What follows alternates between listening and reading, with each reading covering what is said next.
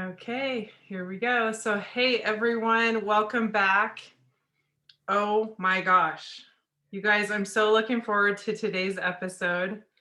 About a month ago, I turned on my TV and there was a news segment on. And anyone that knows me knows that I despise the news. And I always say, don't watch the news, turn it off. It's a bunch of shenanigans. But this was different. I totally feel like I was supposed to see this segment. I turned it on, and all of a sudden, I saw Paris Hilton. She was just starting her testimony in Utah, and there was an incident, or there was a program that she went through years ago in Utah, which is where I'm based, is in Utah. And she was testifying against the troubled teen industry and the things that had happened with her and her experience. And I was in awe of what she was saying. It really, really hit me and struck me. And so I continued to watch. And then she finished, and you could tell that she was nervous. And she was definitely kind of quiet. But then afterwards, next up, was this amazing powerhouse, badass, forced to be reckoned with woman named Caroline Lorson. And I was like, who is this woman? Because she just was like so strong and sat down there and told her testimony, and I was just really, really struck by her. So what an honor to have her here with me today and talk to you. So welcome, Caroline. Hello, everyone. I am so excited to speak with all of you. And Jen, thank you so much for having me on today. I have a feeling we're going to cover a lot of ground, so bear with us. But yeah, I'm very, very excited to jump into this. Yes. Utah was a roller coaster, and there's been so much that's happened since that hearing, which was last month on the 8th. So yeah, you're right, just about a month ago. Yeah. And I will catch you up on all the details. I promise. I will not spare you any of the juiciness. I will totally let you know what's happened. Well, the thing I was so struck with you, okay. So I'm in awe of all of you because I know there are many of you and you're very, very strong. Even the gentleman that went after you is just like so heartfelt and just beautiful, beautiful. But one thing that was intriguing about you, and we'll definitely get to that, but I could tell that you have done a lot of work. I could tell that you've done a lot of healing. There was also a lot of stuff that you got emotional, but you were so strong. It was like, as I was watching you, it was like this woman was born for this. In this moment, like she was born to come and step into this activism, this role to help all of these other kids and these teens. And I know some people are probably lost what we're talking about. We'll get to that in a minute. But basically what I had done is you struck me in such a huge way with your strength that you had, because you were just you looked, the cameras in the eye, and you spoke directly with just a lot of force behind that, and strength Thank and you. power, more power behind it than Thank force, you. right? It was interesting because, I don't know if to anyone listening, if you guys have ever done any kind of performing or dance. I used to do dance when I was younger and competitive cheerleading and all those kinds of things. And there's always that feeling when you have a competition and you're about to go on and you're standing there in line and it's like, all of a sudden everything goes silent. You forget your lines, you forget the moves, like it just like you cannot tangibly comprehend what the next step is. But then once you get out there on the floor and you hear the music start, or you hear the presenter invite you on stage, and you just know like it's go time, right? And that's exactly what I experienced in that moment. I was relatively nervous going in, but right before I sat down to testify, and we were in the Judiciary Committee in the Senate in Utah, and right before I sat down, I just had this feeling that I'm not only here representing myself, I am here representing thousands of people who have been through this experience. And I felt like I owed it to them to have that power behind my voice and not flake out and get nervous. And so, yeah, it was an incredible experience. And as you said, we can get more into the backstory because there's a lot to it. But Yeah. it, the response from the senators is what really choked me up. Luckily, I was off camera at that point because yeah, I was I was steamy tears and just, a lot of emotion that day, but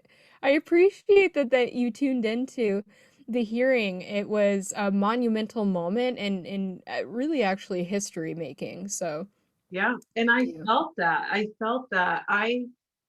I normally just turn the news like as soon as I see it, but I like stopped and I was just like, whoa. And I even pulled it up later and was like telling my husband, hey, honey, I want you to watch this. Like this happened.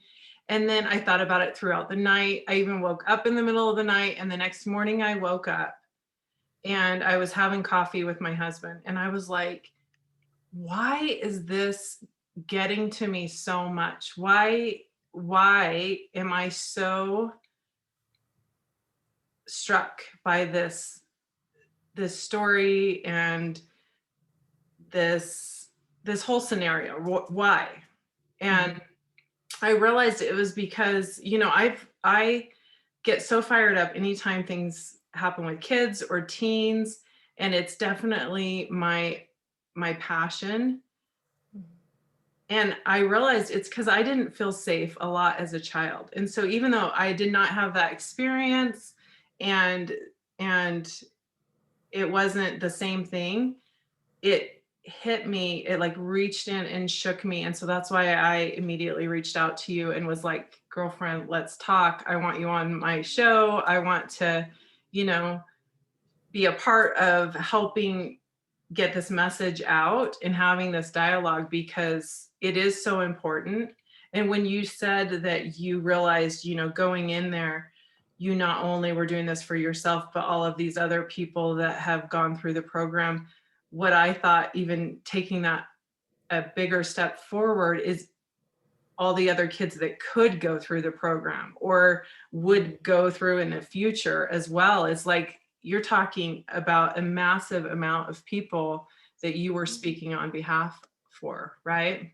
Oh, absolutely. And it's like that infinity loop, right? We have all the people who had been through these programs, all the people who could ever go through these programs. And, I sat down and was thinking about our movement a couple weeks ago, and I realized that I want to give credit where credit is due. There are definitely other advocacy groups, although they might be a little bit smaller than our group. And to my knowledge, I'm not aware of anyone who is really making the legislative movements that we are. And so I felt this like deep personal responsibility to see this through, right? This is something that I'm going to show up for every single day because I have to.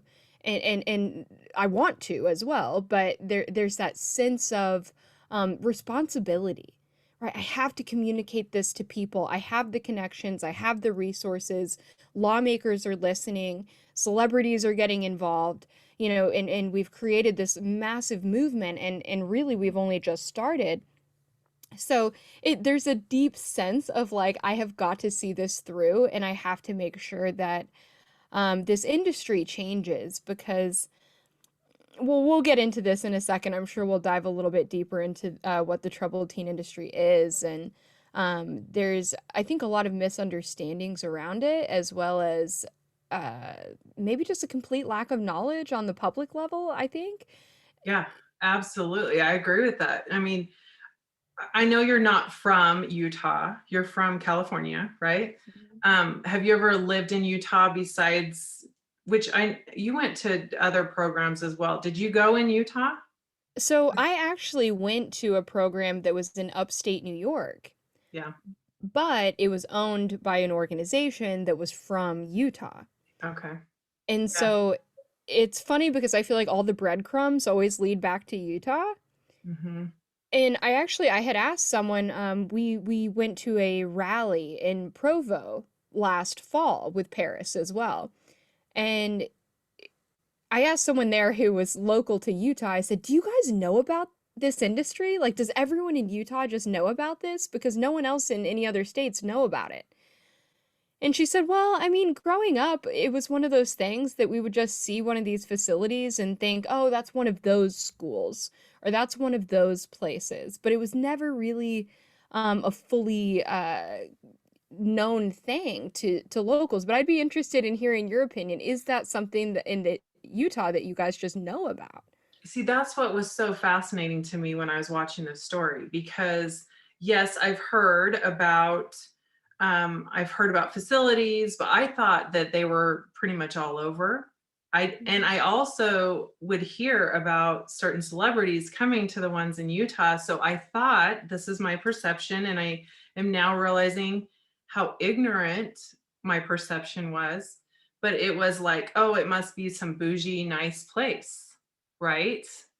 That's what you think. If you think, oh, Paris Hilton went to this place, so it must be some super nice, posh place where they're getting her lots of help.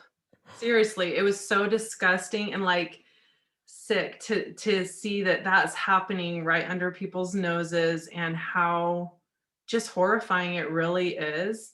And what's interesting to me, and this is what I said to my husband and we were talking about, is where that those facilities are. They're in, so the breakup of Utah, you've got the Salt Lake Valley, and then you've got the point of the mountain, and it goes into what is called Happy Valley.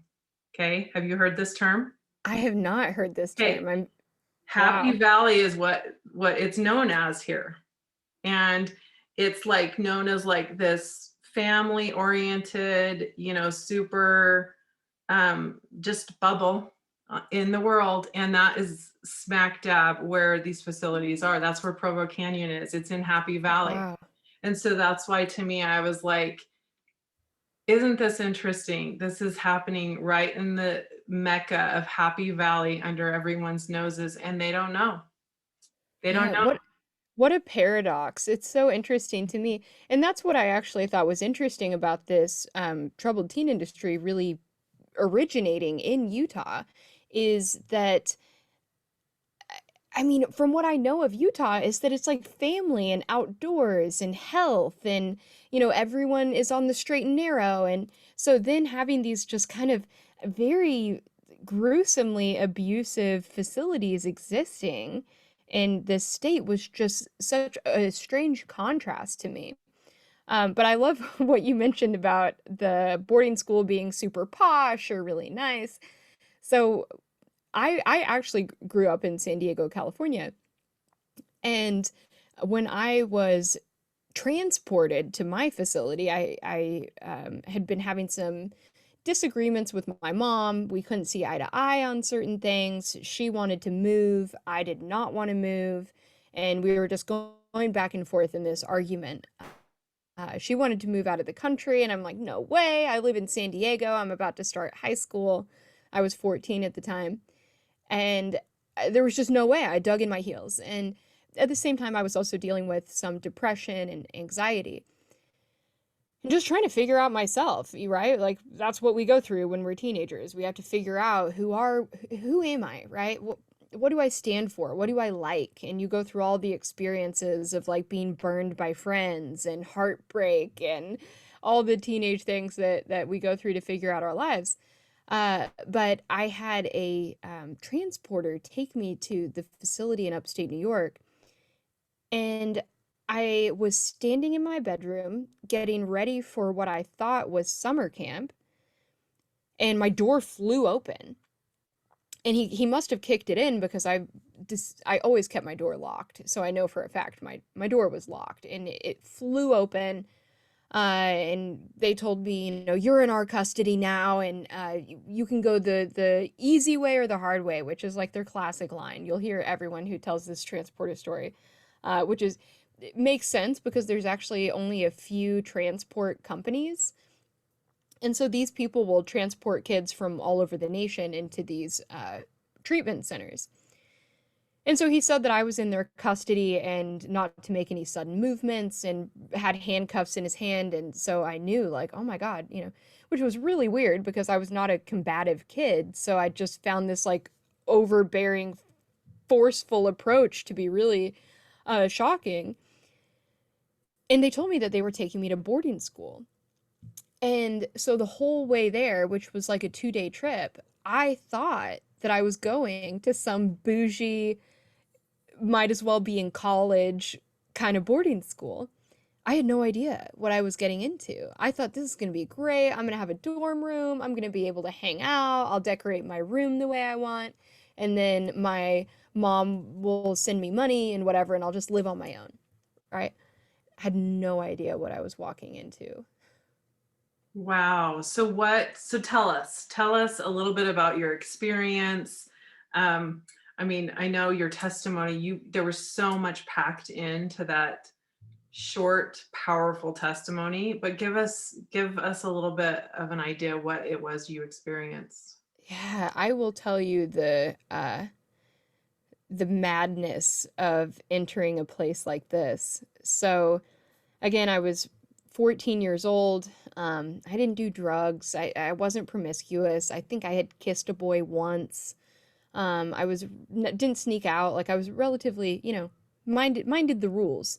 I was just a little rebellious when it came to like the music I listened to. My mom didn't like it, and she didn't like the way I dressed. And like again, I feel like this is very kind of typical teenage behavior, right?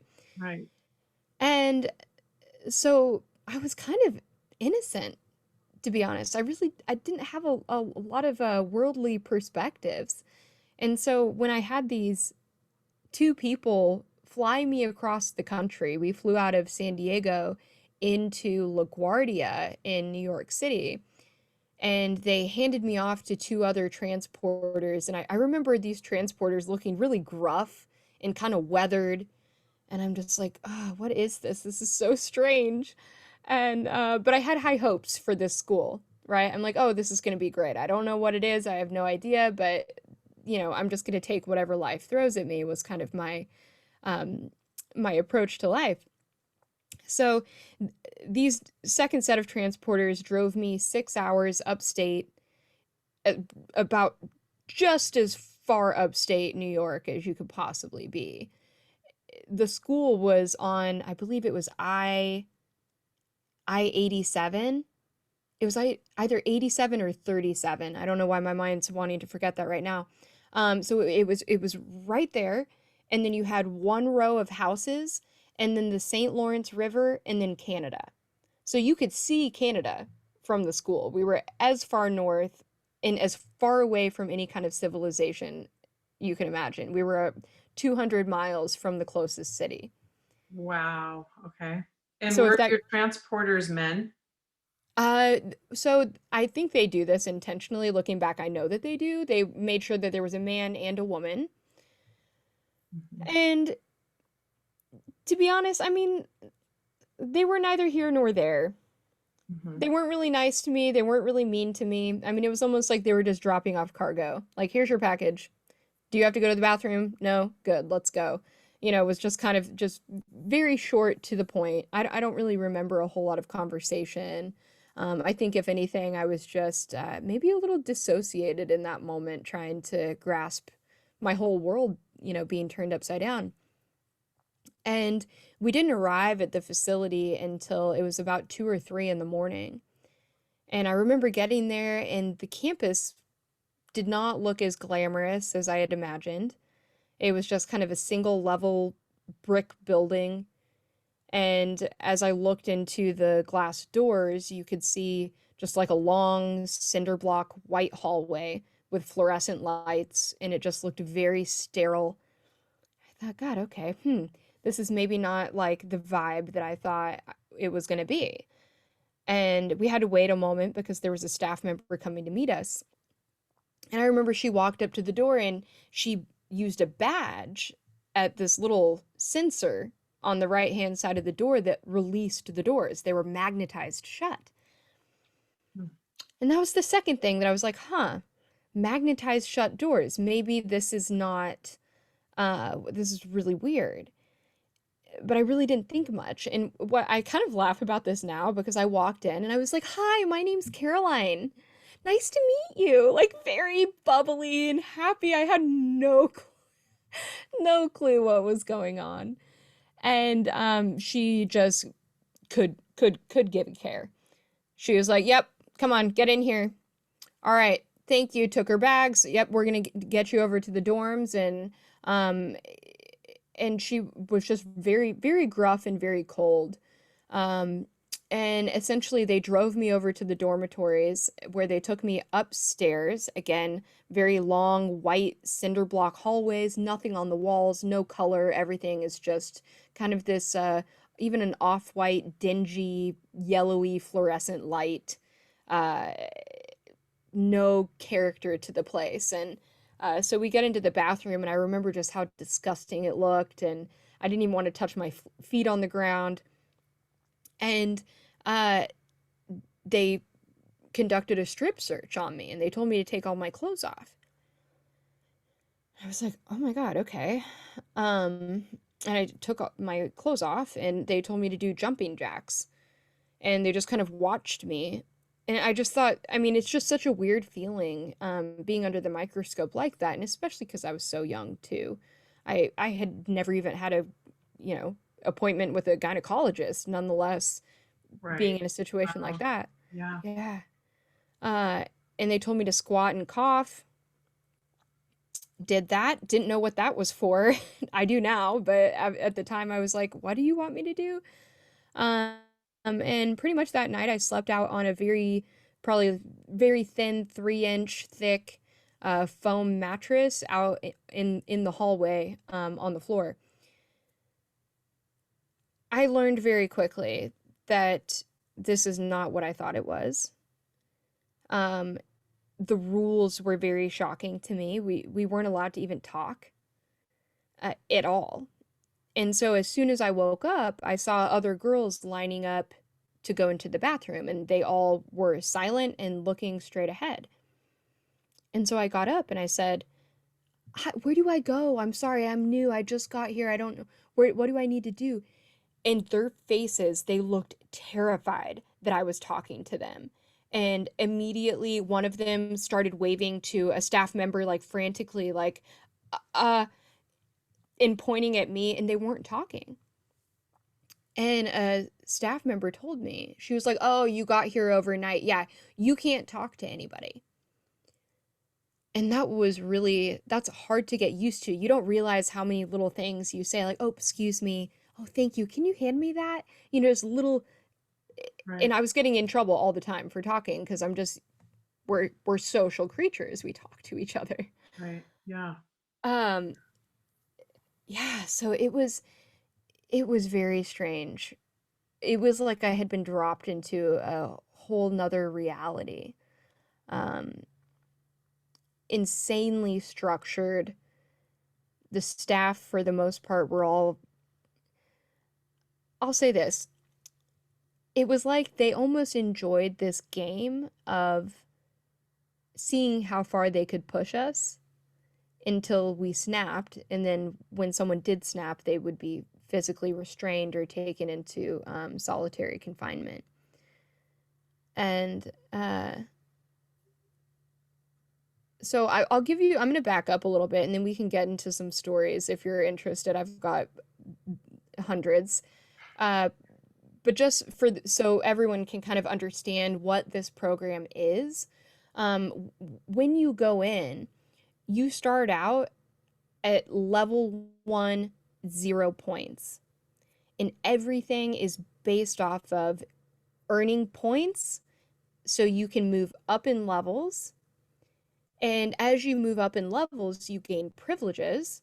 And eventually, once you complete the program, or what they say is graduate the program, but Sometimes people get that confused with graduating high school.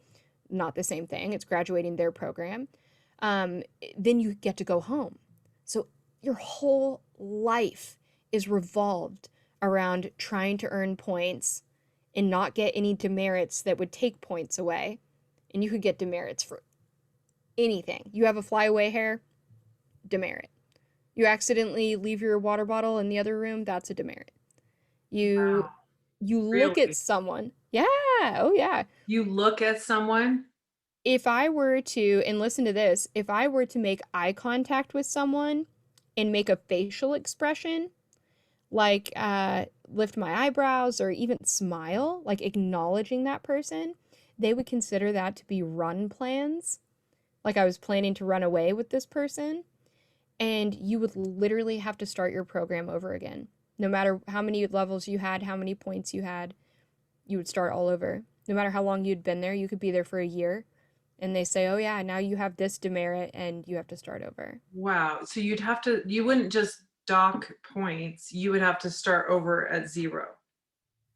For that infraction. Oh, Now, I see. I see. So for so looking at someone and smiling or raising your eyebrows, you would have to start over. and it depends. Here's another aspect of it too. If you can imagine being a kid and trying to sort out all of this madness, it depends on the staff member. Mm-hmm. If it was a staff member that was nice, they may not say anything. Or they could give you a lesser infraction. But when I first got there, which it actually changed a little bit because they were investigated by the state of New York for child abuse. And so they decided to change some of their rules as they went through this investigation. So that changed a little bit over time where things like that wouldn't have necessarily been punished so harshly. But when I first got there, if you glanced out of a window, I mean, and I'm not saying staring out the window, if your eyes just diverted ever so slightly towards a window, that was considered run plans, and you would also start your program all over again. Wow. So I've talked to adults that have gone to prison. They've been in prison for years and we've had deep convos. This is worse than prison It because this is. isn't even like in prison, you don't get in trouble for these kinds of things. You don't get in trouble for looking that way or looking at someone in the eyes or talking to someone. It's worse than prison for these children. It This is is. insanity on such a level. One of the things that you said in your testimony that was so compelling to me is I want you to kind of speak to this part where people were encouraged to, or they would tell you that if you tried to run, that you could tell them what would happen with Yes. So keep in mind, this facility, like I mentioned, was 200 miles from any major city. And we were right across from Canada, but even once you get into Canada after swimming across the St. Lawrence River, what do you do? So we were really isolated. But they were always, staff members were always on watch for anyone trying to run. And being a student there, or if you want to call it a student, I don't even like that saying student in this context because that's not really what we were, but a resident there, I guess. You were encouraged to make sure that no one else ran away either. And so we had a staff member who would tell us all the time, and she would have this grin on her face as she told us. She loved it. She would say, if you try to run, we're going to break your legs. And if you see anyone else run, you better run after them and break their legs, or I'm breaking yours. And I mean, we had no reason to doubt her. We had seen, I mean, when you live in that environment, seeing kids be physically restrained is a really common occurrence. And so that really puts the fear in you, right? You see your friend screaming, crying as staff members are on top of them, and you're like, oh my God, I never want to go through something like that. And so, yeah, they threatened us that they would break our legs if we tried to run away. We were also told many times, they had a bunch of different stories they would tell us. Um, One of them was the neighbors knew who we were all the people in that town who lived around there, and they would not hesitate to shoot us if they saw us. We were told if we ran out into the woods that there were wild hogs and turkey buzzards that would attack us. Um, all those things. And so as a kid, you're like, all right, I'm 14. I'm stuck in this facility. If I try to run, I'm either going to be attacked by a wild animal or shot by a neighbor, or my legs broken by, everybody else in the facility chasing after me, which is not a fun feeling. You know that there's, oh gosh, 150 to 200 girls at any point in time who would be chasing you down is terrifying. And so, something else on top of that, because I do get a lot of people who ask me, why didn't you tell your mom that this stuff was going on? Yeah. And I want to say, just so everyone really understands kind of what a powerless situation this is, whenever these kids, and even to this day, when kids are admitted to these programs, the parent is told immediately, I mean, even prior to admission, your child's going to lie about this place. They're going to try to manipulate you and tell you anything to get home. Don't believe them. They are manipulating you. They are lying to you. Okay, so the parent's already primed to not believe the kid. And then they also say, you parented your child, and this is what's happened, is that now they're in our facility and you need to trust us to be able to do something different to make sure that they're successful and they're happy, right? So the parents already not believing us. And then on top of that, we had to earn phone calls with our parents. And so I was there for, I want to say, almost 12 months before I had a phone call with my mom. Wow, really? For And 12 months. you were there for a total of 29 months? 29 months, 2.5 years of Wow. being in this facility. I really thought, and I know this sounds dramatic, but in that moment, um, like you forget what it's like to be normal. You forget what it's like to just talk and go outside and listen to music when you want to and things like that. You really kind of forget what that's like. And so I thought I was going to be there until I was like 40. I You never thought I did? was going to leave that place. Yeah, I mean, Wow. realistically, you can leave when you turn 18. I was 14, so that seemed like a really long time away, but I never thought I was going to get out of there. I mean, it just seemed to stretch on and on and on forever. So why did it take you? Because I've listened to other people as well. Like I think Paris was there for what, like 13 months or 12 months or something like that. And then some other people, like it's all different. And I know she was in a different facility. Um, but why 29 months? Like that seems like a very long time. Were you getting in trouble according to what they said? I mean, what was Yeah. going on there? So what's funny is, and I actually know about this in hindsight, I've been able to see some documents that let me know this is actually what was happening. At the time, I didn't understand. So um, once you reach level 4, right, there's 6 levels. And so once you reach the 6th level and you graduate, they make you go through different kinds of seminars and self-help things. And once you complete all of those and you reach level 6, you can finally go home. And so levels 4 through 6 is known as the upper level phase. And you actually don't have to walk in line anymore. On the lower levels, you have to walk in like a military style line with the rest of the girls that are in your group. And so, I mean, it was a huge privilege to not have to walk in line, and you could actually talk, which was cool. Uh, which just sounds so ironic saying that now, but at the time, like that's what you wanted. You wanted to be able to have like normal human privileges. So if you are on upper levels and you are to receive a certain kind of demerit, that demerit means that you then have to go back in line with your family and you go on something what they call it probation. So there's certain levels, and everything's a level within this school, so I'm going to try to explain this as simply as possible. So with demerits, you have, again, 5 different levels for demerits. So you have what they call a category 1, and you would lose 10 points. A category 2, you would lose 25. A category 3, you would lose 50. In category 4, you're losing all your points and 2 levels.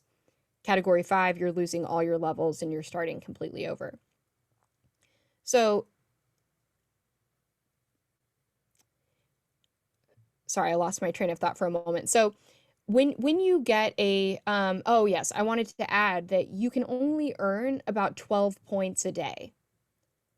Okay, so you can only earn 12 points a day. So if you get a 25-point demerit, which is really easy to do, again, you leave your water bottle in the other room, that's 25 points.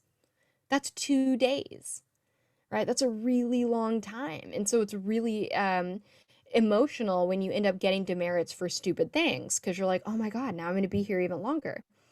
So what ended up happening with me, why I was there for so long, I kept being put on probation as an upper level. So I was finally almost making my way, ready to go home. And then I remember one time, your initials are supposed to be written on everything. And my initials were smeared on something. It was plastic, so it's natural to think over time a Sharpie marker is going to get, rubbed or smeared. My initials were smeared, and they considered that an illegal item. And so I then earned a 50-point demerit, got dropped down onto probation in a family, put back on lower levels, and it took me about a month and a half to get back up to the upper level status. So I went on probation more times than anybody. I was constantly on probation for dumb stuff, really dumb stuff. And what I learned afterwards, and this is what I was trying to get to, is that they would specifically target students who they knew that their parents were going to continue to shell out money. Mm-hmm. And they would intentionally find things to either bump them down on probation, keep them there longer. And that is because the staff there got commission for each child that was there. They got monthly commission for each child that was there. And so they would, yeah, oh, it's horrible. It's so twisted and I corrupt. remember you saying, or somewhere I heard that they receive like $16,000 a month for each kid. Yeah, Who can pay that? Who can pay $16,000 a month yeah. for that long? Or I would think so. It's so unbelievable that this has been able to be kept under wraps for so long. So I wonder this. So I get, like, when you're in the facility, that when you would like call your mom, they would, they would school you on what to say, or they would tell you, and I'm sure you were terrified. I mean, as a 14-year-old child, that's so scary, all of these things that you're hearing. And so it makes sense to me that you would just try to play their game and play nice and get the hell out of there as soon as you could, right? Oh, But exactly. this is what I really wonder though. What about afterwards when kids get home? Like when you get home, or Paris gets home, or any of these other kids get home, you would think that they would tell their parents and then parents would raise hell. What about that? Like, what happened with you when you got home? So I love that you're bringing this up. This is excellent. So you would think that was the case, Yeah. but a lot of these programs are actually accused of brainwashing, and I'm about to tell you why. Is because over and over and over and over again, when you're in the program, you are taught that if you speak against the program, you are bad, you will stay here longer, you are not working the program, is what they would say. You're not working the program. If you're speaking negatively, you will fail out in the real world, right? They're like equating all of this stuff to like program loyalty, which is actually really interesting because you see a lot of this same kind of indoctrination in cults, Yeah. right? That's what Yeah, it sounds like to me, as a cult. It's not a school. It's not a I mean, it's a literally straight up cult, right? yeah. What it So sounds look up And anyone listening, or also Jen, you look up Synanon, and it's spelled Synanon, Synanon.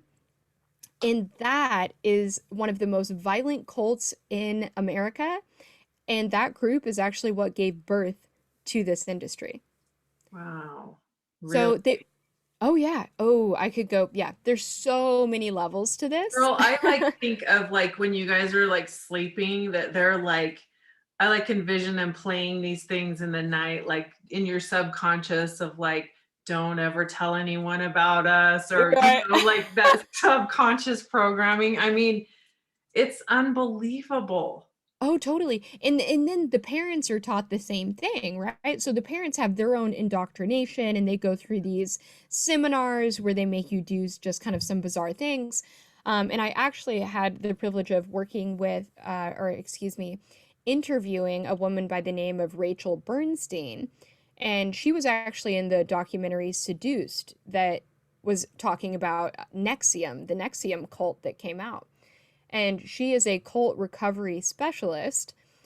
And so we were talking about kind of the similarities between the programs and the troubled teen industry and cults. And I was telling her they would make us do something called a confession letter. Everyone had to do it when you got there. You would write this long confession letter, and it would be anything that you ever did wrong. Anything. You're like, one time the cashier gave me $1 extra, and I kept it, and I walked out with that dollar.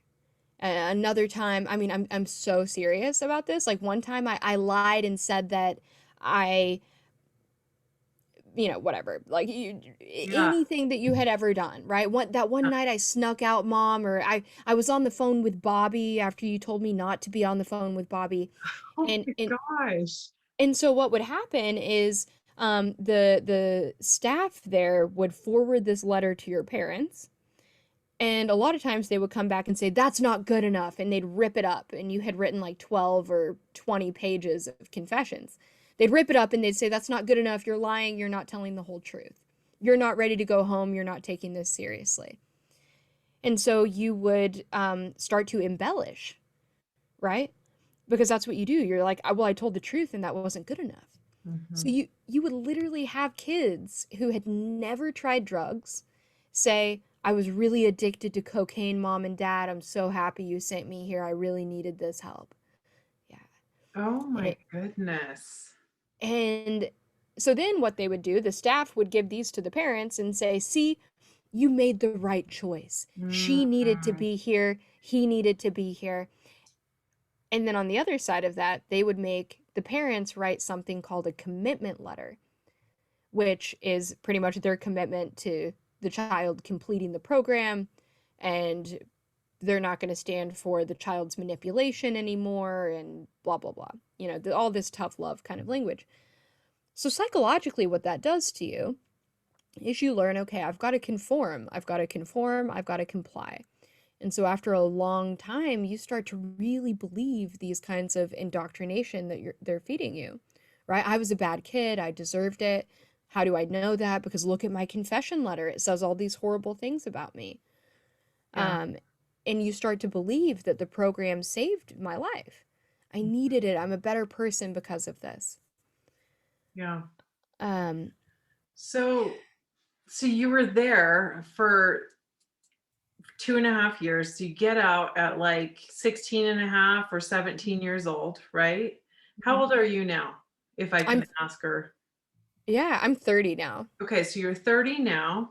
And so you, what happened when you got out? Did you go back, and were you able to like, I mean, how was your relationship with your parents? Do you talk to your parents now? And you talk Yeah. about your mom. Was your dad around? Um, how is that? Okay, so I will tell you all the details. So my mom and I do have a really great relationship now. Mhm. Actually, through my activism, we've been able to have a lot of really important conversations that we've needed to have for a long time. Yeah. Um, and my mom had always been my best friend. always. I mean, maybe we were even too much of friends and didn't really have that mother-daughter relationship. I mean, we did, don't get me wrong. We absolutely did. But we were just really good friends. We loved spending time together. We'd laugh together. And my dad actually wasn't really a part of my life at this point. He and I are very close now, but at that time, I just really didn't have that relationship. So after I got out of the program, okay, let me backtrack for a second. One time, so if this can give you the amount of culture shock or an idea of the culture shock that coming out of this program was like. So one time they took me to a doctor's appointment, which by the way was the only doctor's appointment I ever went on the entire time I was there. So I just want to be clear, it's not like we were, receiving all kinds of medical treatment. We really weren't. But they were taking me to a doctor's appointment and they loaded me up in this white van and two staff members were driving me to this appointment. And I remember driving through this little town and I hadn't been outside of the facility in about, I want to say it was about 16 months. I had spent just in that building, did not leave, could not go outside. They don't In let you that go outside. so remember when I said they started changing things after a Yeah. while because Oh they my were God. being investigated? So Yeah. then they eventually started letting us go outside, but even when they did, it was usually within some kind of gated area, and it wasn't just like, oh yeah, go take a walk, come back in 20 minutes. Like it was not like that. You were always monitored. There was never a time that you weren't being watched. Mhm. But I remember driving through this little town and I was so fascinated. I'm like, oh my God, look at those little houses. And there's someone like life is continuing on out here without me. And I was just so fascinated. I remember seeing someone walking down to their mailbox and getting their mail, and I was like, oh, that's adorable. Look at them just living, you know. Yeah. But really, what happened is after being institutionalized for that long, I became incredibly detached from the world. And after not talking for so long or interacting with people for so long, especially during those key developmental years, once I got out of the program, I had severe social anxiety. I do have chronic PTSD from those experiences. I didn't know how to function.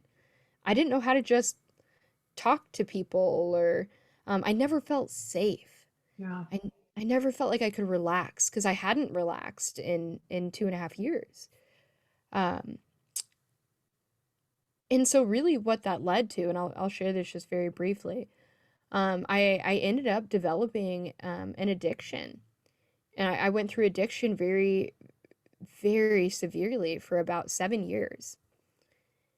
And that was the only time that I felt like I could relax enough to talk to people or to socialize or to think about something else other than my like crushing anxiety and fear. So sometimes people ask me if I feel like I got anything good out of the program. And I honestly, and I know like any survivors are probably going to come for me from saying this, but anything good that I got out of the program, which I do think I got some things out of it, was not by any means what the program intended to teach me. What I got out of it was learning that I'm an incredibly strong person to mentally survive something like that. I learned that I can make it through anything. I made it through 2.5 years of that hell. And so, that's what I got out of it. It was nothing the program actually taught. But I also don't think we necessarily need to put kids through like horrifyingly traumatic experiences to learn those things about themselves. Right. Life is hard enough. Life is hard enough. We don't need to make things harder. Oh, absolutely. Absolutely. So I mean, it makes so much sense to me that you would want to just escape your mind, escape your anxiety. Mhm. I watched the documentary that Paris did and watched how much her experience had affected her as far as her insomnia, not being able to, Mm-hmm.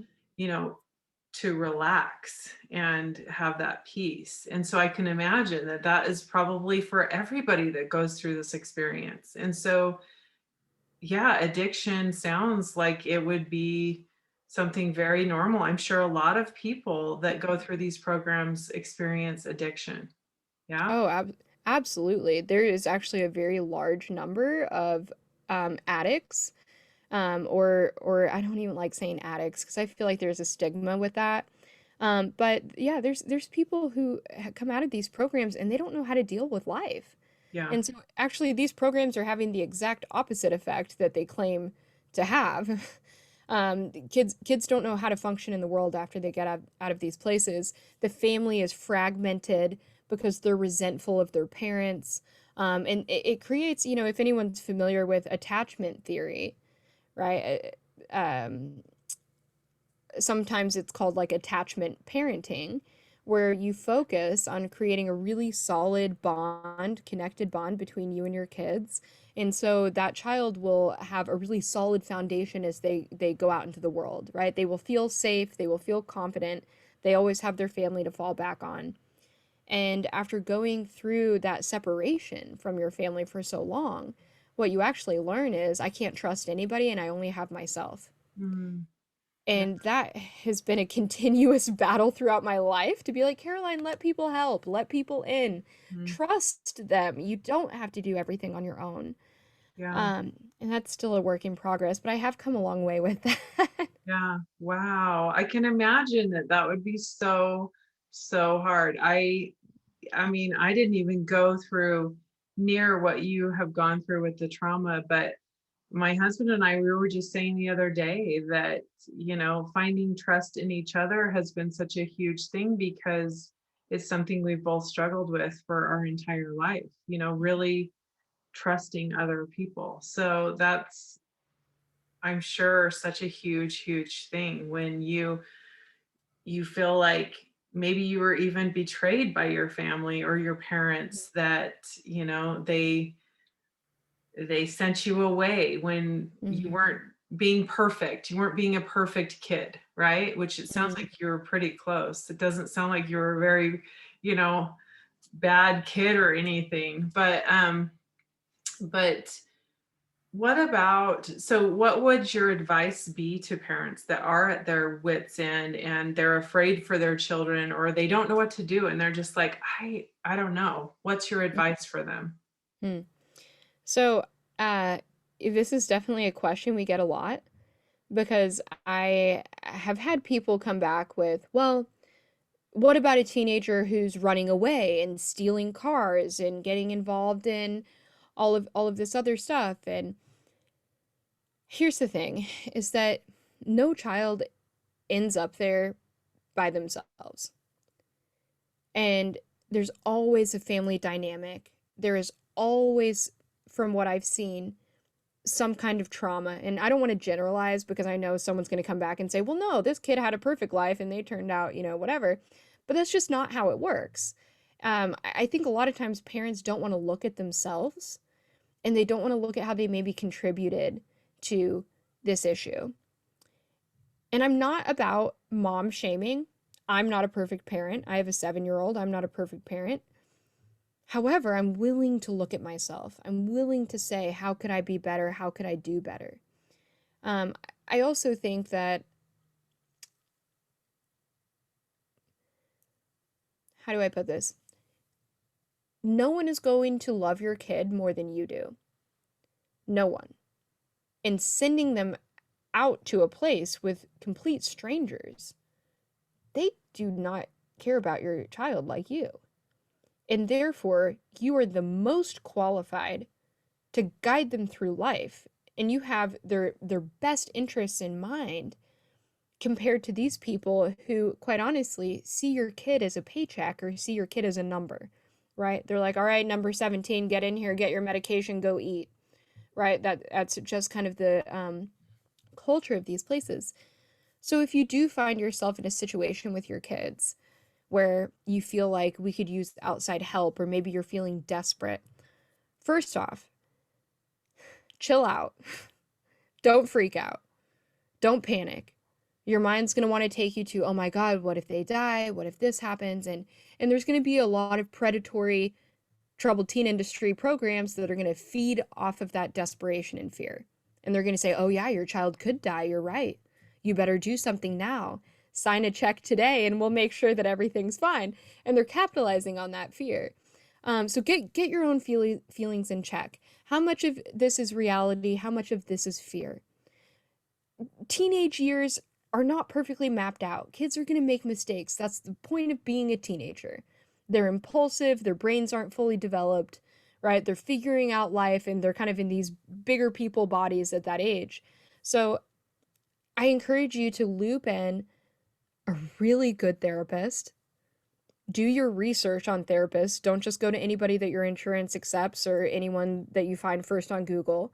I mean, really do your research. I'm like, if you need help with that too, contact me. I am excellent at finding really, really good therapists.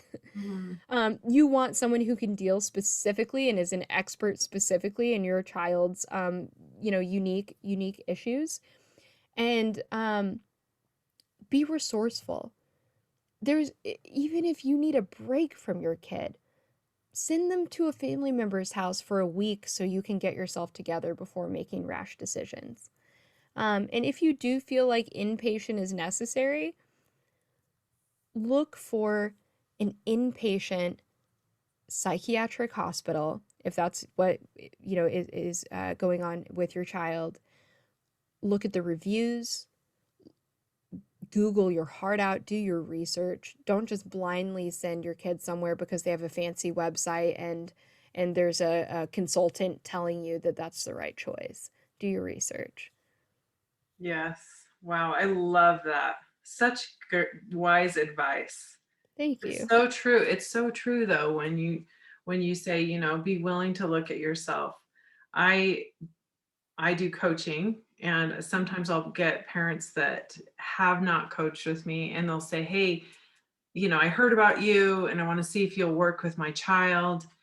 And my first thought is always, and this is what I say to them, well, what's going on with you? Mm-hmm. What about you? Oh, not so fast. You get back here, mom or dad. What's going on with you? Because, and I get, I know, I was raised with 8 siblings. I understand that some kids are more challenging than others, and there's things that happen to children.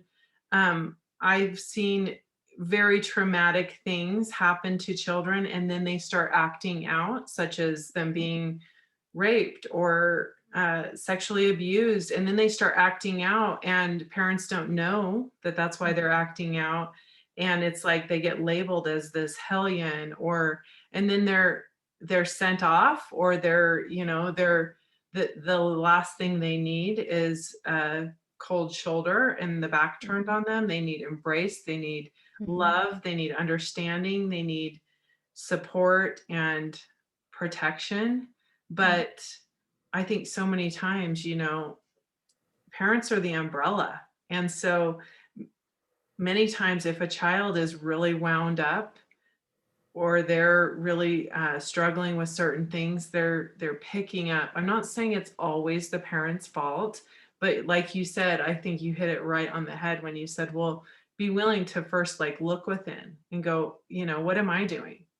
I agree. I'm not a perfect parent either. I have 4 children, and my oldest is 23, so I've gone through, all the stages, and there have been many mistakes that every parent makes along the way, but I just can't imagine that being the answer, to send them off to strangers. And I love what you said about how no one will care more about your child than you do. No one.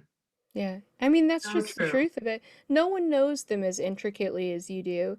And, my son, he's 7 now, and especially when he was younger, his behavior has improved substantially, but we have our moments. But he was just a really fiery little kid and really demanding. And just like, I mean, if he was throwing a tantrum, would not get tired. Would not get tired. I mean, he could go on for hours. And I had to do some of the deepest soul searching of my life because I did all the textbook stuff, right? I did the textbook parenting stuff. You give them a reward. If they misbehave, you put them in timeout, right? And I was consistent as hell, right? People say, like, oh, well, it must be the parent, you're not being consistent. No, I was so psycho consistent. Did not work. Did not work. And so I had to take a step back and say, like, okay, I have got to quit parenting like how I think I should parent, and I need to parent how he needs me to parent. And so then I started looking for cues, right? How does he actually need me to parent him? What is he looking for right now? And I think with kids, we have this idea that they just need to be compliant, right? They need to comply constantly. They've got to follow our orders. And if they don't follow, and what it really is that we are afraid to be bad parents if they don't comply.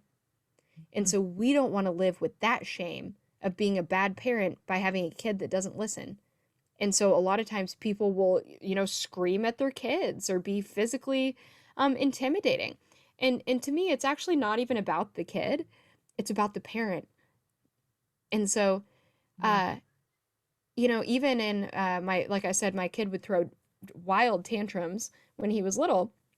And I remember us being in a grocery store one time, and the soda aisles that have the like boxes of like eight or 12 cans of soda, and they're like piled up like a wall of soda for that whole aisle. He had crawled back behind the soda and was literally in the middle of the aisle behind the soda wall, screaming, throwing a tantrum. And I'm on the other side, like yelling at this wall of soda, like, you need to get out of there right now. Get out. I'm done. And I see people walking by, like looking at me. And, in that moment, I realized, I was like, what am I stressed about? He's upset. He's behind the soda wall. What, who cares? It's okay. Like, how could I approach this in a relaxed way? I could pull a few things of soda out and be like, hey, dude, what are you doing? And so I think that we've got to let go of that idea of being a perfect parent or what other people think being a perfect parent is. We got to let our kids be kids and our teenagers be teenagers.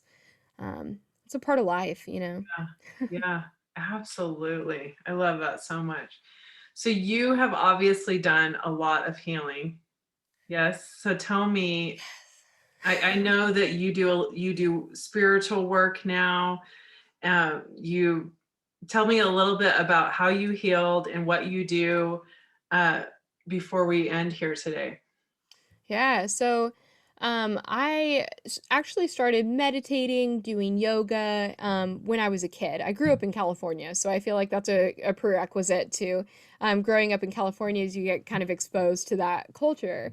And I will say that while I was in the program is when I really started getting serious about my search for meaning and my purpose and connection to God, source energy, the universe because I had nothing else, right? That was all I had. I couldn't talk. There was no TV, no music, no, socializing or anything. So I just had this very deep inward journey. And I really think that that's what kept me going through that entire time. But even afterwards, going through addiction and recovery, and it's the spiritual journey is interesting because it's always like this path of rediscovery. So it's like trailblazing and this path of rediscovering as you kind of relearn a lot of the same things in different contexts throughout your path.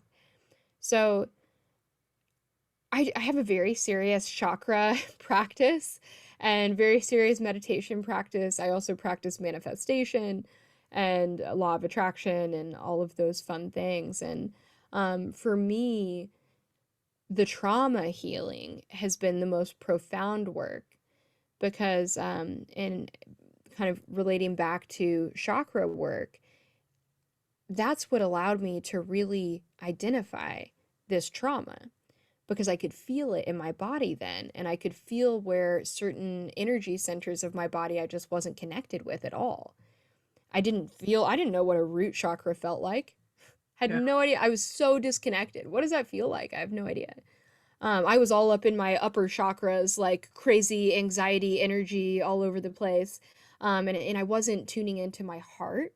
First off, was another one, took a lot of time to open. My solar plexus, because, we know for anyone listening, our solar plexus is our sunshine. It is our confidence, our radiance, our charisma. It is our outward essence. And so being in a lockdown facility, where you couldn't express, you couldn't be confident, you couldn't have any of that. My solar plexus was super shut down and disconnected. So, um, it is a process. I still struggle with anxiety. I still struggle with my PTSD. But the difference is now I'm willing to face it, and I've also got the tools to be able to deal. And, I think it's just a matter of grace. Be graceful with yourself. I think when we do struggle with certain mental health issues, there's this tendency you want to be anywhere but in your own mind, right? Oh, I'm going through depression. I just want to be anywhere but here. If I could just not feel this way, and we resist it and we fight it. And it's like, what we resist will persist. So if we can learn to love that version of ourselves also and show that grace and mercy to ourselves when we are feeling afraid or anxious, or depressed or not like ourselves. Um, I will share one more thing on that. When I really started facing a lot of my trauma with this program, I had gone to my mom's house, and there was a bunch of stuff coming out online about the program I went to in particular. So that's when I started learning about staff members earning commission, and I started getting really angry. I'm like, my life, that was my life that people took from me for a paycheck. And it disgusted me. And I went through all the emotions, right? Like the rage, the heartache, the pity for myself, all the things. And I went to my mom's house, and she had a box up in storage that had all of my letters from the program, all of my journals, every single scrap of paper from this place I had saved. And I spent a week going through everything. And when I tell you, I went through a PTSD relapse, which is, and it can present differently for everyone, but for me, I literally reverted back to being 14. I felt like a kid. I felt like I was back there. And as uncomfortable as that was, I think that that's what really, really, really triggered my ability to start healing that 14-year-old that was inside me hurting still. Yeah. Yeah. Yes. Wow. Oh, so what I see with you, I often look at life like three phases of I look at the game of life in three phases. We come here to forget who we are, then Mhm. remember who we are, and then turn around and help others remember who they are. And I think about it like in the Titanic, when they're going down, the ship is going down, people are out flailing around in the water. They don't know they're going to be okay. They're scared. That's Mhm. phase one. Phase two is where you get out of the boat and you're like, okay, I know I'm going to be okay. Right. And then phase three is where you turn around, you start helping other people out. And that's what I see with you. It's like you now are turning around and really putting yourself out there and doing the work to pay it forward and help other people. And I think it's so encouraging and beautiful and inspiring to see that. And I love it. I love to see what you're doing. And you're a brave warrior soul, my dear. Thank you. It Helping people is the only way that I can justify those experiences, and Yeah, I was just telling my boyfriend the other day that like everything that I do in my life, I have to feel led to do it. And if we live in that space of being led and being of service, you can have an incredibly rewarding life. And these are the things I know about, and this is my expertise. And so if I can help other people, then that makes the pain and suffering I went through have value, right? It's like, oh, okay, maybe that's not something that's like deep and shameful about myself. This is can actually be a really valuable quality about me. And same goes for anyone out there with any kind of trauma you've been through. If that's what you seek to do with it, it can be your best asset instead of something that's so heavy and dark on your soul. But thank you so much for allowing me to dive into that journey. And I hope for people listening, you guys got something out of that. And I'm definitely open to any communications. You guys are more than welcome to reach me. I will give my email to Jen, and you can reach me at policy@breakingcodesilence.net. I love to talk to people. So I will tell you this, though, I am wildly busy. So it may take me a day or so to get back to you, but I promise, promise, promise I will. I love that. What is my last question? Well, I have two questions for you. My last question, aside from how we can find you, is what is your message to the world? My message to the world. Okay. My message to the world is that you have the power to change anything. You are the creator. You are the creator. Anything that you desire, whether it's fame, fortune, helping people, starting a nonprofit, healing, maybe it's just getting on your feet, maybe you just want to feel better, right? Whatever that is, you have absolutely everything that you need inside of you. And the answer is never on the outside, it's never external. You absolutely have everything inside of you that you need. I love it. That's beautiful. Perfect. That's mic drop. Yeah. So, so Caroline has a podcast that you can listen to on all major platforms, right? You're on Apple, Spotify. It's called Inside the Program. Yes. Yes, yes. And I Okay. actually have another podcast too called Divine Reclamation. Mhm. And this is a podcast that I had before Inside the Program that's mostly around like spiritual growth and self-development and business and attracting wealth. And so if that is your cup of tea, also definitely check out both of them. Inside the Program is obviously about the program, and it is heavy and it is graphic. So I will say I cuss on it, other people cuss on it, it's explicit. But trigger warning before you go listen for sure. Make sure you're in a good headspace to hear some of it. Yeah. Yeah. You're keeping it real. I love that you've got like the more high vibration, lighter stuff, but you're also facing the shadow on the other side of the things that need to be like to have the light shined on. So Yeah. good. You're right. Those are very different. Those are very different from each other, aren't they? Wow. Polar opposites. Yeah, go so if after you listen to Inside the Program, go listen to Divine Reclamation so you feel better after Do a that. little chakra I'll be clearing. I love it. That's awesome. exactly.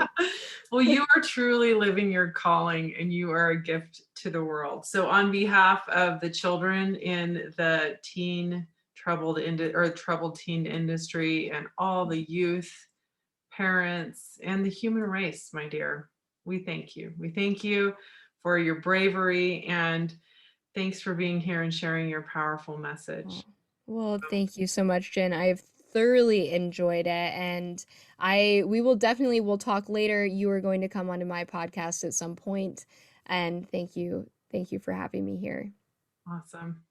All right, my dear. Thank you everyone for joining us today and have a fabulous week. I will see you next week. Bye for now.